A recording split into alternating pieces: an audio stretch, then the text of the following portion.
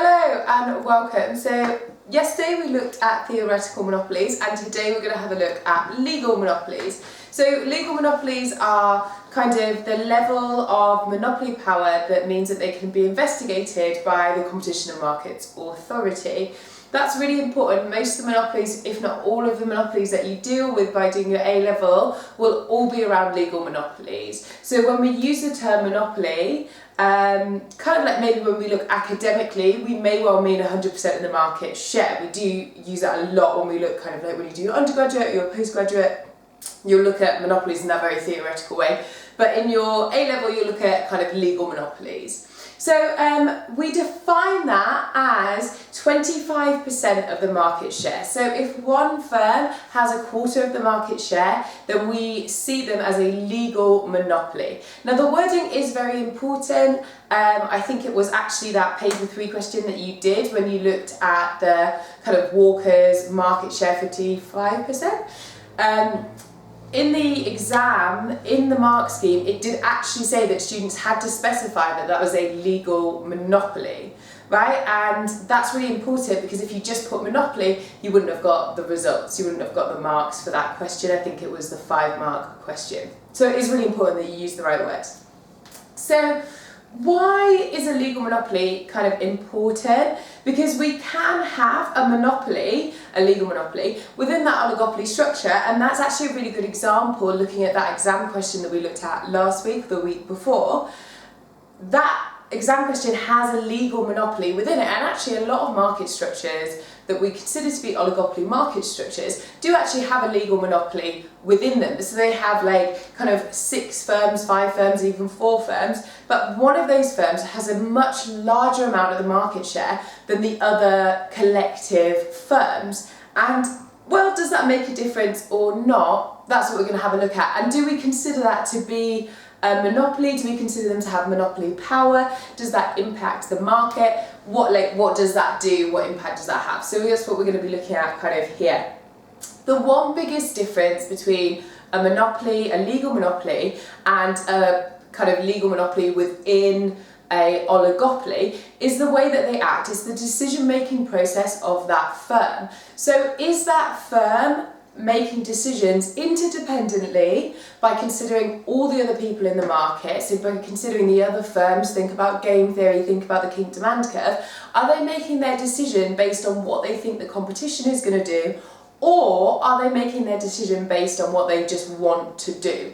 So are they making their decisions interdependently or are they making them independently? And that's the question that really helps us to define the amount of monopoly power a firm has. If a monopoly has 40% of the market share, right, they're definitely a legal monopoly. But if they're still acting by making decisions, all decisions interdependently, do they actually have the same amount of monopoly power as a firm who has 30% of the market share, but actually is making all of their decisions dependently, setting market prices? Well, which one is worse for consumers, or which one is worse for the other firms in the market? That's a decision that the Competition Commission may have to make, or a Competition and Markets Authority may have to make, or that you as kind of young economists sitting an exam may have to, pull a decision on. So that's what we're going to look at today, and we're going to look at what that independent decision making actually means. So the first thing that we're going to look at is this. What is independent behaviour? We've had a look at what interdependent behaviour looks like. That's where we bring in the kink demand curve, that's where we bring in game theory, that's where we bring in the idea of kind of non-price competition and all of those things. That's interdependent decision making. What's independent decision making? So one of the first things is setting prices without regard of competition or anybody else in the market. So whereas in an oligopoly, when there's firms who have large amounts of market share, you're making your decisions, especially your pricing decisions, actually not necessarily based on your profit maximising position. You're actually doing it based on what you think other firms will set. Whereas when you're independently making decisions, you're just going to set that price at your profit maximising position. Now, that happens in oligopolies too, right? We can see that even in our game theory matrix. We can see that one firm might just decide that kinked demand price and the other firm follows. So it's not necessarily that you can't have independent decision making within an oligopoly, it's just whether it fits all of these kind of criteria here. It's not just whether it hits one, it's whether it hits all of them, whether we can kind of make a decision as to whether this legal monopoly has market, but like monopoly power in the market, because a legal monopoly doesn't always have monopoly power, right? They're two different things. So the first thing that we look at is whether they're setting prices without regard of competition. Now we can see that potentially with, you know, the smartphone market. If we have a look at Apple, Apple sets its prices very much without regard of its competition. It definitely can set a much higher price for its phones when you compare that to other phones in the market, right? So therefore we can say that they're setting prices without real regard of the competition or the normal kind of market price, so the market equilibrium price or even above the market equilibrium price. The second one, low competitive behaviour. So what does low competitive behaviour mean? So setting prices without regard to the competition, even if we think about that case study that we learned about before, we know that Walker's prices are so much higher than one of their rivals, KP. But does that mean that they're not engaging in competitive behaviour? Well, absolutely not. They're definitely engaging in competitive behaviour, but that competitive behaviour is just very different. And what they're engaging in is non-price competition, right? So non-price competition doesn't mean that there's no competition, it just means it's a different form of competition, right? So firms may well be having huge amounts of advertising, kind of those buy one get one free deals, loyalty schemes. It may well be, you know, where you have a club card or you have like a points card, or it may well be, you know, buy 10, get your 11th free, or any other of the types of non-price competition that we see in the market. So if a firm that is a legal monopoly is not engaging in price competition, they're setting prices much higher than anybody else in the market and still being able to keep hold of their market share. So obviously in that case, their demand is going to be incredibly inelastic, right? Because they're able to set prices so much higher than the market equilibrium, and people are not moving from their firms, a huge amount of irrational consumer behaviour. But they're also not competing in non-price competition either, so they're not really advertising, they haven't really got any kind of loyalty schemes, they're not really engaging in having kind of, you know, buy one get one free or any of the other non-price competition that we have a look at. Maybe potentially their quality is not much higher, that's another form of non-price competition, or their product is not particularly differentiated either, and they still manage to hang on to that market share. That would be an indication that a firm, legal monopoly, also has monopoly power. One of the other things we can look at is whether they are abusing that monopoly power or whether they are able to abuse that monopoly power. So that kind of taps into that idea of quality that I was just talking about. Are they able to charge these incredible prices that are much higher than the market equilibrium or other firms in the market? Are they able to charge those prices, and are consumers getting a return for those prices? So for instance, you buy your Apple phone for £1,000 or, you know, however much it is, are you getting a return on that that means that it's worth that much more than a Samsung phone? So what we mean by that is that extra price, is that incredible kind of price difference, that £200, £300 more that you're paying for the phone, are you getting £200, £300 more considerable utility from that good or product or service? So are you able to get more utility somewhere to the price difference, right? So I'm not saying that it needs to be 300 utility. We know that utility is not a measurable kind of form of unit of measurement in any way, shape or form, but we can kind of see that actually this is a much higher quality, or clearly this money has been spent, this extra £300, £200, whatever, is warrant because it's spent on, you know, an extra technology or something special that's quite clearly warrants that price difference. If it's just incredibly high priced, there's no real competition in the market, and there's no reason for it, you're not getting any extra utility from that, then we're starting to see an abusing of market power. We're starting to see that monopoly, that legal monopoly, actually has an incredible amount of monopoly power.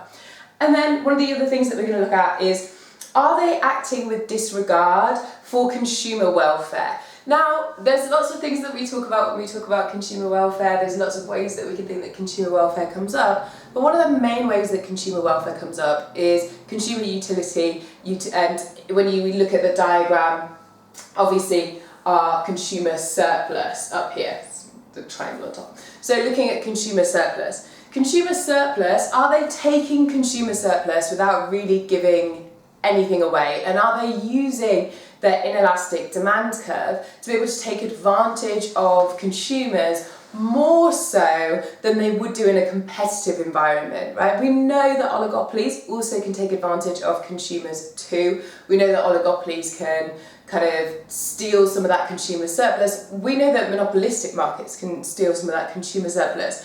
But are monopolies doing that without giving anything back? There's no innovation, there's no kind of process, there's no high quality, there's no anything that you as a consumer are getting in return for that high price. And also the monopoly is not acting in regard for the welfare of the individuals in the market. So these are things that we look at when we think about independent behaviour. So maybe pause and think about some legal monopolies that you can think about, that you can come up with in your brain, and see whether you think that they are acting legally and acting without, within an oligopoly, or whether they actually are abusing or able to have some monopoly power. And think about, kind of examples of those and how that might work within the market. So one of the examples that you could think of might be Walkers and the cases that we looked at before. So Walkers have a legal monopoly, absolutely. But are they doing this? So are they setting prices without regard of competition? Well, we can say yes, that they are, because they charge a much higher price than KP, one of their counterparts in the market.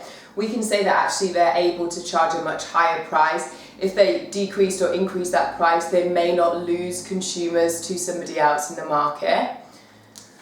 But they are engaging in a huge amount of competitive behaviour, right? So they do non-price competition, there's a huge amount of advertising, they do engage in, kind of deals and offers, the amount of times that you go into the supermarket and you see, the 6-pack of Walkers on sale, or, on an offer or in a deal. That's all examples of non-price competition. And they're definitely not setting prices with no regard for their customers. So they know that they, engage in some kind of form of quality, but they don't set prices so high that they're going to kind of push people out of the market. They have some market power, but are they abusing it? I mean, potentially, but probably not. And are they acting with disregard for the consumer welfare? Well, you can argue that they're setting higher prices, but they are acting interdependently as well. They're acting based on other people in the market. So, they may well be a legal monopoly, but do they have monopoly kind of power that they're able to abuse? Probably not to the same degree as other market examples that you may well have come up with. So, the Competition and Markets Authority will intervene when it sees monopoly power being abused in the market. So 25% of the market share, if there's a merger or a takeover, or if there's a kind of a company that has over 25% of the market share, is susceptible to an investigation by the Competition and Markets Authority. Now that doesn't mean that every single firm that has over 25% of the market share has been or will be investigated by the Competition and Markets Authority. That would be a huge job. But the Competition and Markets Authority have a very specific focus in their brain when they look at legal monopolies, and their focus is very much about the consumer. So obviously the Competition and Markets Authority is connected to the government, and their main objective is to make sure that monopolies or oligopolies aren't abusing their power at the expense of the consumer, so that we are not getting a raw deal from these firms merging or being taken over.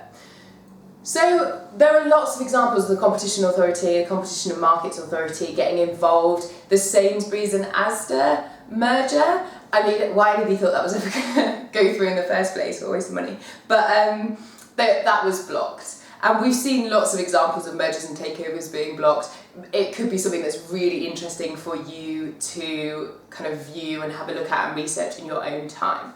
But the Competition and Markets Authority, the CMA, will intervene when the monopoly outcome, right? So a monopoly outcome is less favourable than a competitive market outcome, right? Now that might seem very like formal, but it boils down to something very, very simple, is that if a monopoly's outcome, so if a market price or a market equilibrium or quality, or they look at all of those things and they paint a picture, if the monopoly outcome in the market is less favourable than having competition in the market, more firms, an oligopoly, monopolistic, any of those things, then they will intervene in that market. Now, there are lots of examples where the competition, the CMA, has decided that they've done an investigation and actually it's absolutely fine. The monopoly outcome in the market is no different or even potentially sometimes better than a competitive market equilibrium or outcome. Now, you might be thinking is, how could it possibly be better to have one firm than more competition? Well, there are some cases that actually could be potentially better, especially, if you think about pharmaceutical companies where a huge amount of money has to go into research and development. There's so much kind of money and capital that has to be accumulated before something even gets to market. So there's huge amounts of sunk costs. Well, actually, in that case, the larger amount, this price setting power and the large amount of supernormal profits that haven't been kind of competed away actually means that you get a much higher quality kind of entering the market, and therefore consumers might be better off. So there are some cases where firms or kind of outcomes, market outcomes, where a monopoly outcome is actually a better market outcome than a competitive market outcome. But if it's not, then the CMA will intervene. And they will intervene in many ways. So they can block mergers. We've seen them block mergers. We've seen them block takeovers. When that happens, we'll learn about that in detail kind of later on. But when that does happen, it can be very costly and frustrating for the firms. But any merger or takeover when you own that much of a market share is potentially a risk, because the CMA is going to kind of review that and they have to okay it. They can issue fines as well if you're found to be abusing your market power. Fender is a really good example. They were just very recently fined, so if you do want to kind of have a look at those, please do. Or they can force you to demerge or sell off part of your firm. So they can say, actually, do you know what, this is not good. If you want to carry on with this area, then you have to sell off this section, or you have to demerge and do this in another section. So they can get you to kind of split up your business. If you decide not to do that, then you might not be able to go forward with the merger. This is a really good, kind of interesting one to look at if you want to look at doing some research. So, the next thing that we're going to look at is the diagram for a legal monopoly. Now, we had a look at a diagram for a theoretical monopoly. We know that in a theoretical monopoly, the industry diagram and the firm's diagram are actually one and the same. It's kind of like looking at a cube, but from the opposite side. So one is showing the consumer view, one is the producer view, but they're actually exactly the same because there's only one producer in the market. Whereas here, that is not so much true. So here, we can see, have a go at drawing this diagram on your own before I do it. Let's not be cheating. Have a go at drawing that diagram all on your own and see kind of what we can find. So it is very similar to the kind of producer diagram we had before. We're going to draw our AR and MR. It's going to be incredibly inelastic, but you know what? It actually doesn't have to be that inelastic, as long as it's just very inelastic. That's fine. So I have our AR here, our average revenue, and then obviously our marginal revenue. There. As always, you need to draw it in the way that I'm doing it. By the end of this, you're just going to be drawing it perfect every single time, because you'll just be in your head annoyed at me for continuously mentioning it. So we draw our MC. And then here we're going to find our profit maximising position. Obviously, monopolies profit maximise. We assume that you're going to profit maximise anyway, but even a legal monopoly, even when you think about in the form of an oligopoly, a legal monopoly, the biggest impact on an oligopoly for having a legal monopoly is that legal monopoly is most likely to be the price setter in the market. They're most likely to kind of set that kink demand price. They're most likely to kind of be the price leader and have a dominant strategy, if you think about game theory, compared to another person in the market that might actually not have a dominant strategy. It might be depending on the monopoly. So they are going to be profit maximising, so we're going to see that here. And this is their quantity when they're profit maximising. And then, as always, we're just going to go all the way up and across. Now this is the price that the monopoly is going to set. I can put that there. Now that is not necessarily the market price, right? That might not be the overall market price. If you think about phones, for Apple this might be, you know, I've never bought an Apple, but it's like £1,000. This might be the, you know, £1,000 for Apple, but actually the market equilibrium price, or not even above the market equilibrium price, the kind of average market price may well be like £700 or £800. So actually this is not equal to the market price that you see when we did the theoretical monopoly. And then we're going to draw our AC. Now, a legal monopoly may well not advertise as much as an oligopoly, right? They may not be doing that, so their average cost might be relatively low. But the one thing that we know we're going to have to show with a legal monopoly is a lot of supernormal profits, because that legal monopoly and the oligopoly may well be making the most supernormal profit, because they're the ones who are setting at their profit maximising position, whereas another firm may not be at their profit maximising position. So we're going to draw the AC nice and low, same rules always apply, always try and get them to be at its lowest point, always try and get it halfway. The examiner will appreciate your efforts, trust me. So this is our basic diagram for a monopoly. Now obviously this is supernormal profits is likely to change. You're very, very unlikely in the exam to be asked a question where you just have to produce what we call a static diagram. You are not going to be in a position where you have to produce a static diagram unless it is a section A question. By the time you get to section B and the time you get to section C, you will not be asked for static diagrams. So this is going to be your base diagram, then you're going to show AR and MR, MC or AEC shifts, and we'll have a look at that probably next week, 3 or 4 lessons time. So this is a kind of overview of legal monopolies. During the next kind of couple of lessons, we're going to be looking at what legal monopolies have the power to do, so the influence in the market. So thank you so much. I hope that that's been interesting, and I will see you next time. Bye bye.